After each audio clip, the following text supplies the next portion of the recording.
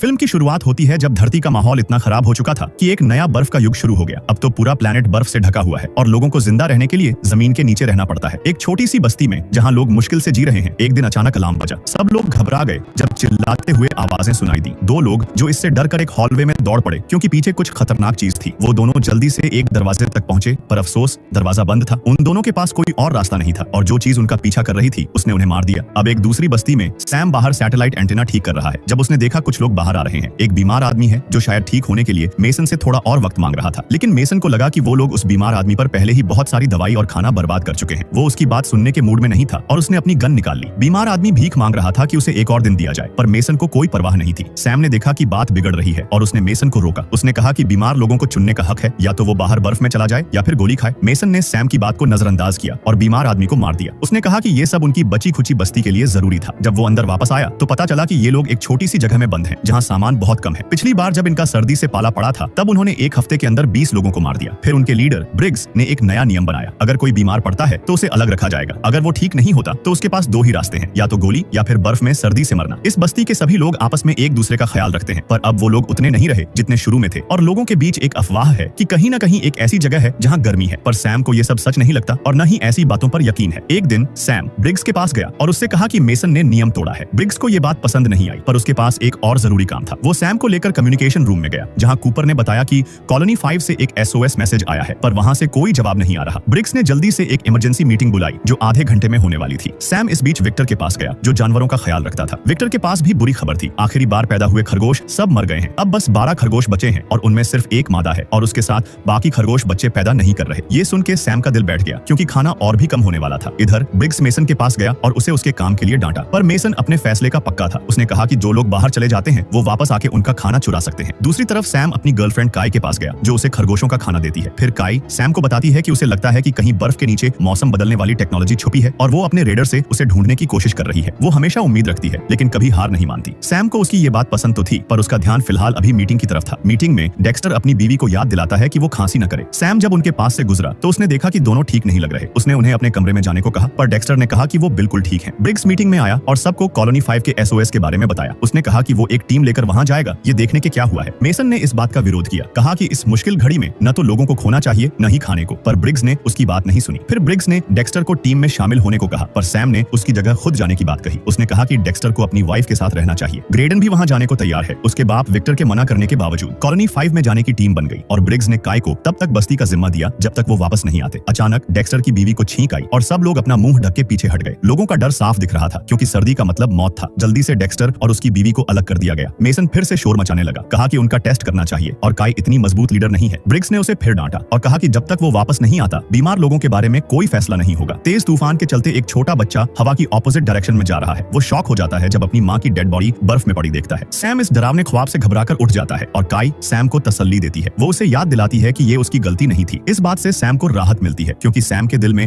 अभी भी माँ की याद आती है। अगली सुबह टीम अपने मिशन पर निकल पड़ी। कॉलोनी तक पहुंचने से पहले टीम का मुकाबला बर्फीली और ठंडी हवा से था क्योंकि उन्हें काफी दूर तक जाना था और बर्फ के बीच उनके लिए सफर करना कोई आसान काम नहीं था। एक पुराने खंडहर शहर से गुजरते हुए उन्हें एक पुरानी मौसम बदलने वाली मशीन मिली, पर अफसोस वो काम नहीं कर रही थी। थोड़ी देर बाद वो एक पुल पर पहुंचे जो सालों से टूटा फूटा था। पुल पर चलना मुश्किल था क्योंकि पुल पर कई जगह बड़े बड़े छेद थे। ब्रिग्स एक बार तो गिरते गिरते बचा जब पुल का एक हिस्सा टूट गया। सब लोग संभल के चल रहे थे क्योंकि एक गलती मतलब मौत थी। पुल के आखिर में उन्हें एक कार मिली जिसके पास एक बंदा हाथ में गन लिए मरा पड़ा था और कार के अंदर उसका पूरा परिवार मरा हुआ था और ऐसा लग रहा था उस बंदे ने पहले अपने परिवार को मारा फिर खुद को। थोड़ी देर बाद टीम को एक क्रैश्ड हेलीकॉप्टर मिला और उन्होंने रात के लिए उसमें पनाह ली। अगली सुबह जब वो कॉलोनी 5 पहुंचे तो वहां का नजारा देख के टीम डर गई। बाहर के दरवाजे पर खून था और अंदर से धुएं की बू आ रही थी। टीम ने धीरे धीरे अंदर जाना शुरू किया और वहां और भी खून दिखा। ये वही हॉलवे था जो शुरू में दिखा था जहां 2 लोग भाग रहे थे। कॉलोनी 5 में 50 लोग होने चाहिए थे पर कोई भी उनका स्वागत करने नहीं आया। ब्रिग्स ने ग्रेडन को एक गन दी ताकि अगर जरूरत पड़े तो वो अपना बचाव कर सके। हर हॉलवे में खून और टूटी हुई चीजें थीं और लग रहा था कि सब मर चुके हैं। अचानक एक बंद कमरे से आवाज आई। सैम ने जल्दी से ताला खोला तो वहां एक बंदा जमीन पर पड़ा था जिसका नाम लीलैंड है। वो डर से चिल्ला उठा और भीख मांगने लगा। लीलैंड ने बताया कि वो कई दिनों से उस कमरे में बंद है और उसे नहीं पता कोई और जिंदा है या नहीं। उसने ये भी बताया कि कुछ दिन पहले उन्होंने अपना एंटेना ठीक किया था और एक मैसेज मिला था। उसने वो मैसेज टीम को दिखाया जिसमें एक बंदा दिखा जो एक ऐसी जगह पर था जहां बर्फ नहीं थी। उस बंदे ने बताया कि उन्होंने एक मौसम बदलने वाली मशीन ठीक की है और अब वहां बीज उगाने वाली जमीन है और उन्हें बस बीज की जरूरत है। पर मैसेज बीच में कट गया और लोकेशन पूरी नहीं पता चली। लीलैंड ने बताया उसने ट्रांसमिशन के सिग्नल को 3 अलग अलग जगहों से ट्रैक करके वहां एक टीम भेजी थी उस जगह को ढूंढने, पर वो टीम कभी वापस नहीं आई। लेकिन कुछ खतरनाक चीज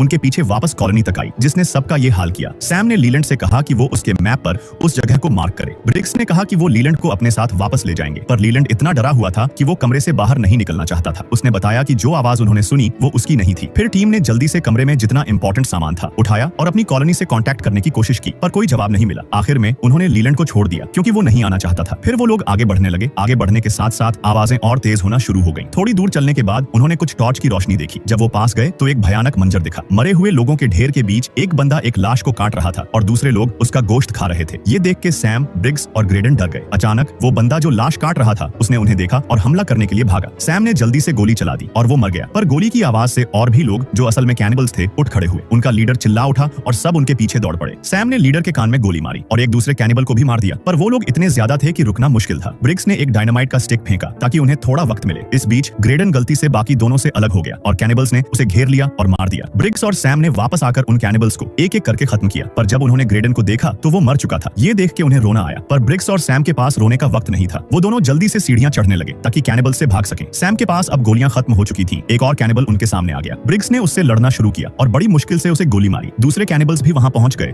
और उन्होंने देखा कि ब्रिग्स ने क्या किया। उनका लीडर गुस्से से चिल्लाया। बाहर निकलते ही ब्रिग्स ने एक और डायनामाइट अंदर फेंका, जिससे वो टावर गिर गया और कॉलोनी बंद हो गई। दोनों बर्फ के बीच चलते रहे और थोड़ी देर बाद उन्हें वो पुराना हेलीकॉप्टर फिर से मिल गया। ब्रिग्स ने फैसला किया कि वो रात वहीं बिताएंगे क्योंकि बाहर ठंड बहुत बढ़ गई थी। रात में दोनों कैनिबल्स के बारे में बात करने लगे। ब्रिग्स ने बताया कि लोग जिंदा रहने के लिए कितनी भयानक चीजें कर सकते हैं। उसने अपनी आर्मी की एक कहानी सुनाई। जब 20,000 लोग एक स्टेडियम में इकट्ठा हुए थे, तब आर्मी ने खाना बांटा और डॉक्टर्स लोगों का इलाज कर रहे थे। पर जब खाना खत्म हुआ तो लोग एक दूसरे से चीजें छीनने लगे और अफसरों को किसी के जिंदा रहने और मरने से कोई फर्क नहीं पड़ा। ब्रिग्स ने बताया कि मेसन भी उसकी स्क्वाड में था और दोनों ने उस जगह को छोड़ दिया ताकि ऐसी मुश्किलों से दूर रह सके। पर अब वो खुद एक नई मुसीबत में फंस गए हैं। अगली सुबह जब वो हेलीकॉप्टर से बाहर निकले तो उन्हें पता चला कि कैनिबल्स उनके निशान देख के उनके पीछे आ रहे हैं। सैम को डर लगा कि वो लोग उनकी कॉलोनी तक पहुंच जाएंगे, पर ब्रिग्स के पास एक प्लान था। वो दोनों जल्दी से उसी पुल की तरफ भागे और एक बड़े गैप को क्रॉस करने के बाद उन्होंने एक डायनामाइट को जलाकर गैप के पास रखा और छुप गए। पर हवा ने डायनामाइट की आग बुझा दी। सैम ने कहा कि वो दोबारा जलाने जाएगा, पर ब्रिग्स ने उसे रोक दिया और खुद चला गया। हवा की वजह से लाइटर जलाना मुश्किल था, पर ब्रिग्स रुका नहीं। इस बीच कुछ कैनिबल्स गैप के पास आए और छलांग लगाने लगे, पर गिर गए। आखिर में ब्रिग्स ने डायनामाइट जला लिया और जानबूझ के उसने कैनिबल्स को पास आने दिया। एक बड़ा धमाका हुआ और कुछ कैनिबल्स के साथ ब्रिग्स भी उसमें मर गया। पुल का बीच का हिस्सा भी टूट गया, जिससे कैनिबल्स के लिए पुल क्रॉस करना नामुमकिन हो गया। पुल पर एक तरफ सैम अकेला था और दूसरी तरफ कुछ कैनिबल्स, जिसमें उनका लीडर भी था जो उसे घूर रहे थे। सैम जल्दी से भागा ताकि वो अपनी कॉलोनी तक पहुंच सके। इधर कॉलोनी में मेसन ने डेक्स्टर और उसकी बीवी को बाहर निकाल लिया था। उनकी भीख के बावजूद उसने डेक्स्टर की बीवी को गोली मार दी, पर जब वो डेक्स्टर को मारने वाला था, काय आ गई। उसने मेसन को धमकी दी कि अगर वो नहीं रुका तो वो उसे गोली मार देगी। इस बीच सैम की आवाज सुनाई दी जो मदद के लिए चिल्ला रहा था। डेक्स्टर मौका देख के भाग लिया, लेकिन काय सैम को देखने चली गई। सैम ठंड से बेहोश हो गया और मेसन ने पीछे से आके काय को भी बेहोश कर दिया। कुछ घंटों बाद जब सैम होश में आया तो उसे पता चला कि मेसन ने उसे बेड के साथ हथकड़ी लगा रखी है। मेसन ने कहा कि अब वो यहाँ का बॉस है। उसने सबके लिए नए नियम बना दिए, जिसमें खाना आधा खाया जाएगा और जो भी बीमार होगा उसका तुरंत टेस्ट होगा। जो काम नहीं करेगा उसे खाना नहीं मिलेगा। सैम ने मेसन को चेतावनी दी